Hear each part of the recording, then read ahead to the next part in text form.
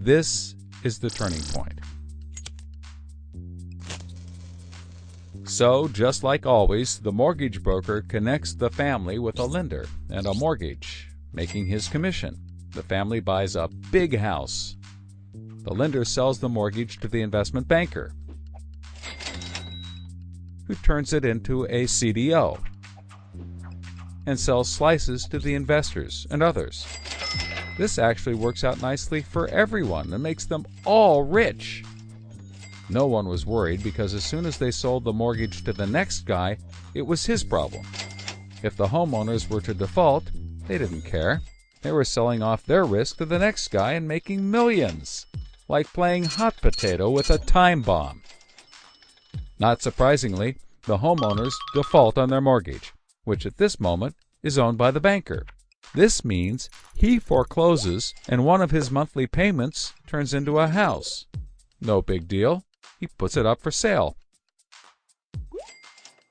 But more and more of his monthly payments turn into houses.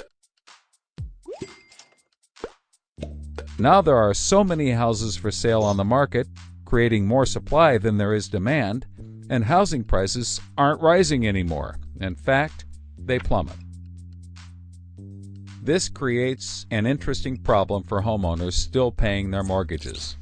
As all the houses in their neighborhood go up for sale, the value of their house goes down, and they start to wonder why they're paying back their $300,000 mortgage when the house is now worth only $90,000. They decide that it doesn't make sense to continue paying, even though they can afford to, and they walk away from their house. Default rates sweep the country, and prices plummet. Now the investment banker is basically holding a box full of worthless houses. He calls up his buddy the investor to sell his CDO, but the investor isn't stupid and says, no thanks. He knows that the stream of money isn't even a dribble anymore. The banker tries to sell to everyone, but nobody wants to buy his bomb. He's freaking out because he borrowed millions, sometimes billions of dollars to buy this bomb, and he can't pay it back. Whatever he tries, he can't get rid of it. But he's not the only one.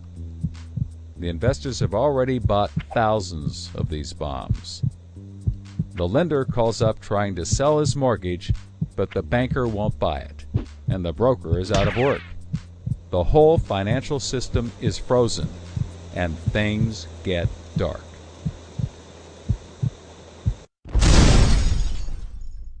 Everybody starts going bankrupt.